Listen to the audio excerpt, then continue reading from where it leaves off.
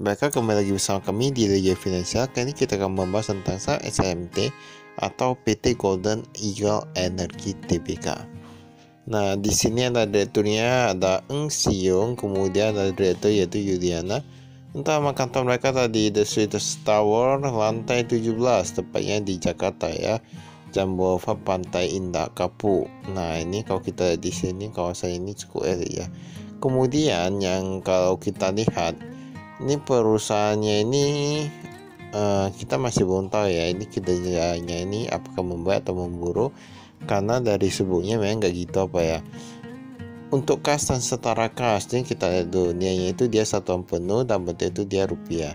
Kas dan setara kasnya meningkat dari 43 miliaran sekarang menjadi 144 miliaran. Nah, ini meningkat cukup pesat. Kemudian persediaan dia meningkat ya. Kalau kita lihat di sini kurang lebih meningkat sekitar 65 miliaran ya, sekitar 65 miliaran. Ini cukup banyak peningkatannya untuk persediaan. Total asetnya dari 1 triliunan menjadi 1,2 triliunan. Nah, jadi mereka sudah bertambah nih asetnya. Nah, ini terus bertambah. Ini kita lihat gimana dengan hutangnya.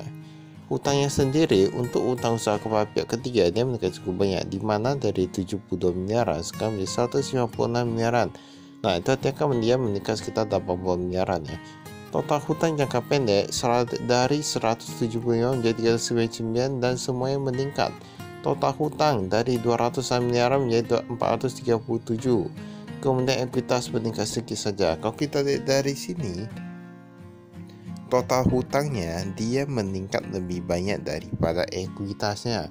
Mengapa kami bilang begitu? Total hutang meningkat 200 miliaran, sedangkan ekuitas meningkat beberapa miliaran saja. Nah, yang kita lihat di sini dulu, ini ada penjualan dari 1 triliun jadi 800 miliaran. Bahkan bahan pokoknya itu dia berkurang pun dia gak bisa apa ya, karena laba kotanya 44 miliaran. Kalau kita lihat ini laba tahun berjalan pun sekitar 30 miliaran. Kemarin 255 miliaran, sekarang hanya tersisa 35 miliaran. Ditambah persediaan pun gak bakal capai itu. Nah, mengapa bisa begitu? Alasan sepenuhnya itu dikarenakan beban pokoknya itu tidak bisa terlalu berkurang ketika penjualannya berkurang. Kemudian bebannya itu pun rata-rata dia akan meningkat juga. Jadi bisa kita pastikan bahwa penurunan penjualan itu sangat krusial. Penjualan kalau turun itu udah agak susah. Untuk pembayaran kepada pemasok dan lain-lain, nah itu makanya sedikit kurang ya. Jadi sekali lagi kami tekankan, ini kami lihat dulu. Ini ada yang udah gak ada, jasa pengangkutan batu bara kemarin ada, sekarang udah gak ada. Jadi kami tekankan, sebuah perusahaan kalau kita bilang dia labanya naik, itu bukan berarti dia bagus. Kalau penjualannya turun, dia tidak bisa menuruni angka dari bebannya itu sendiri, itu sama aja.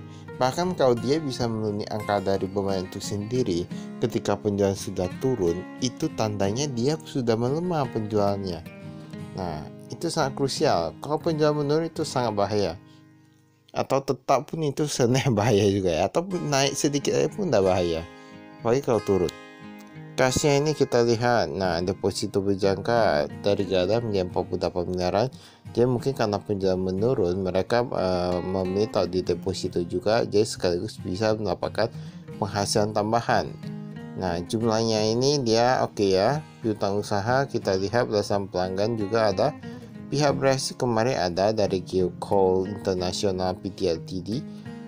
Dari 47 miliaran sekarang udah gak ada. Kemudian pihak ketiga dia meningkat. Nah, ini kita kurang tahu ya, karena dia presentasinya hampir sama dengan kalau digabung dan pihak berhasil. Mengapa bisa begitu? Nah, ini tergantung manajemennya juga ya. Kalau kita di sini, ini sebenarnya ini formatnya ini agak cukup sulit ya, ini dilihat ya. Ini yang lebih dari 120 hari ada ratusan juta, 900 juta. Nah, biasanya kan mereka taruh kayak list disusun kayak gitu ya. Nah, kayak gini. Tapi ini yang tadi malah horizontal. Vertikal, horizontal lah ya. Itu agak susah.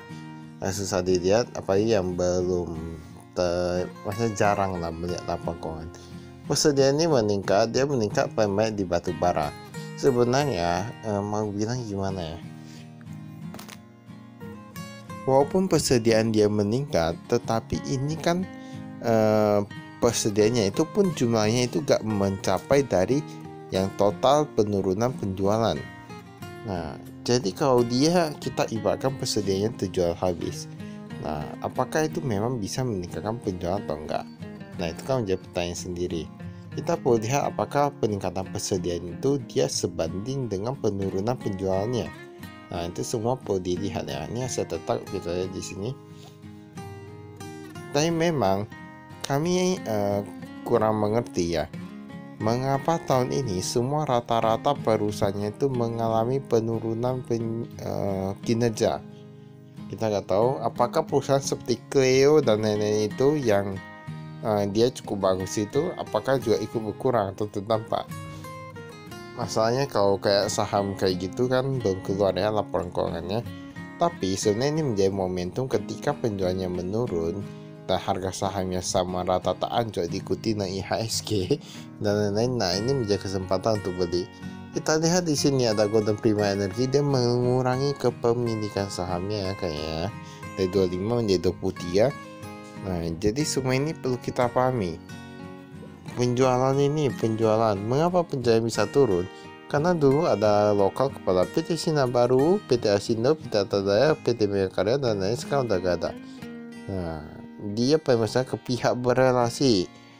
Gini, makanya katakan gini, ini penurunan penjualan udah turun, tapi dia malah penjualan ke pihak berelasi meningkat. Ini yang menjadi pertanyaan besar, mengapa penjualan ke pihak berelasi bisa meningkat cukup banyak.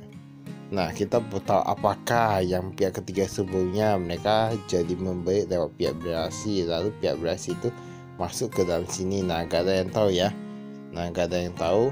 Jadi ini tergantung manajemen, tergantung internal perusahaan, itu tergantung mereka aja ya. Jadi tugas kita ini hanya membaca laporan keuangan. Nah, beban umum, administrasi dan penjualan kita lihat. Pemasaran dari 3 miliaran sekarang menjadi 18 miliaran, dia meningkat. Nah, pemasaran dia meningkat. Gaji dan tunjangan menurun cukup drastis. Ada apa dengan gaji dan tunjangan? Setahu kami, tiap tahunnya gaji dan tunjangan itu tetap harus meningkat, kecuali ada pengurangan karyawan. Nah, berarti tahu-tahu sendiri. Kalian semua tahu-tahu sendiri ya. Jadi kita ini membeli saham itu sesuai dengan pemikiran kita sendiri, pandangan kita sendiri, dan perspektif kita sendiri. Jangan percaya dengan orang lain, tapi percaya pada diri sendiri. Pokoknya orang lain kata boleh dengar, tapi jangan ikuti sepenuhnya. Tetap sedikit dahulu. Maka itu saya ada sekalian, terima kasih.